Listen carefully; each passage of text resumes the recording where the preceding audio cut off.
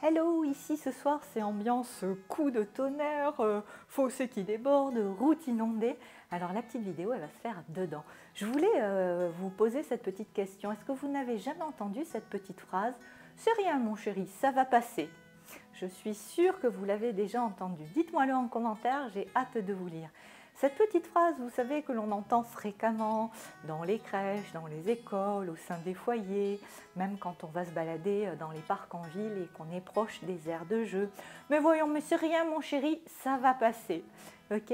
Et j'avais envie de vous interpeller sur cette petite phrase qui, moi, m'a toujours fait un effet un petit peu de de clignotant en me disant, mais en fait, je vous pose la question, si vous êtes dans un moment où vous avez vraiment mal, si vous êtes dans un moment où vous avez un vrai chagrin, si vous êtes dans un moment où vous ressentez une grosse colère, et si je vous dis, c'est rien, ça va passer, comment est-ce que vous vous sentez?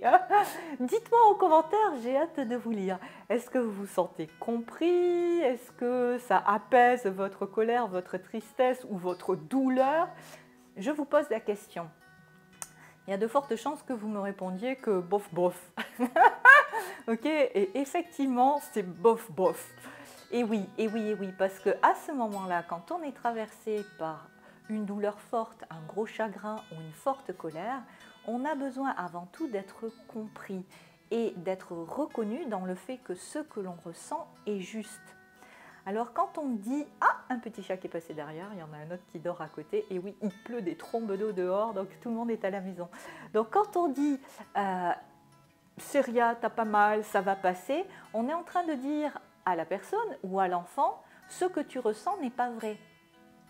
Vous voyez? Écoutez-moi bien parce que c'est ce que tu ressens n'est pas vrai ou c'est rien. Et en fait, qu'est-ce qui peut nous pousser à dire cette petite phrase, c'est rien, ça va passer?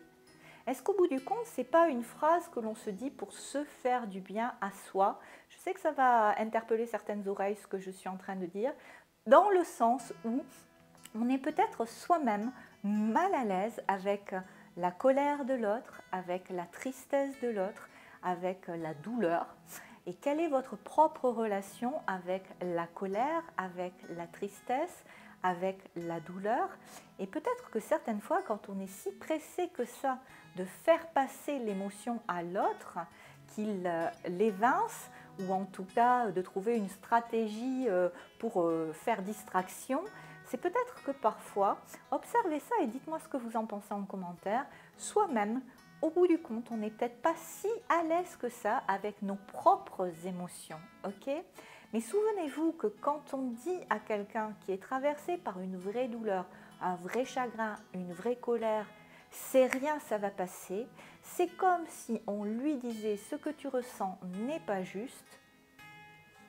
Et du coup, comment voulez-vous que l'enfant apprenne à faire confiance à son propre ressenti corporel si on lui dit que ce qu'il ressent n'est pas juste? Et c'est à mon sens ce qui contribue bien des années plus tard à avoir en cabinet un certain nombre, ou en visio, puisque moi je travaille essentiellement en visio, mais un certain nombre de personnes qui sont vraiment coupées de leur ressenti, pour qui le ressenti intérieur soit coupé, soit non fiable, ok?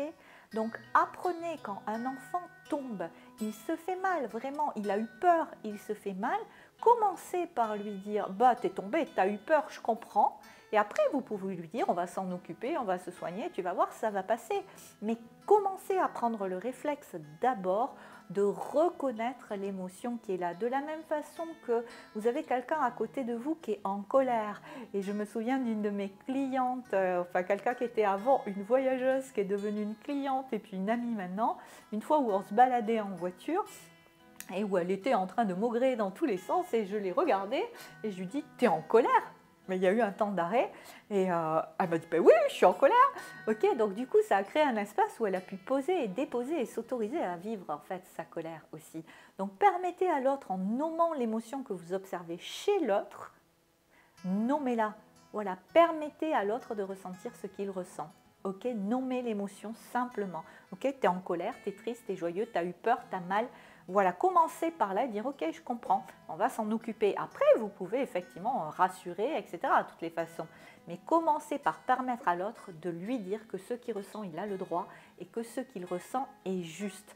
Voilà, je voulais vraiment vous interpeller là-dessus parce que moi, c'est une petite phrase qui, quand je l'entends, continue à me mettre en alerte et de dire, et ce que j'ai pu observer, c'est que vraiment, quand tu as un enfant qui a un gros chagrin ou même un adulte, on lui dit simplement, on le reconnaît dans l'émotion de ce qu'il vit, c'est-à-dire ou de la colère, ou de la tristesse, ou de la peur, ou de la douleur, eh bien en fait il se sent simplement compris. Et je crois que dans ces moments-là, et demandez-vous, et dites-moi en commentaire, est-ce qu'au bout du compte, quand on est traversé par ce type d'émotion, est-ce qu'on n'a pas simplement envie d'entendre qu'on est compris, qu'on a le droit de ressentir ce que l'on ressent, d'être qui on est, plutôt que d'entendre c'est rien, ça va passer.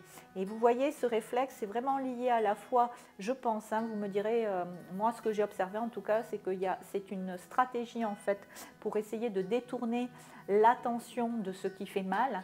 Et ça, on rejoint toute la problématique autour de l'émotion dans laquelle on veut, ou de la douleur notamment, quand c'est des douleurs, qu'elles soient psychiques ou physiques, on cherche à s'en couper, plutôt que de chercher à embrasser la douleur ou la difficulté ou la souffrance.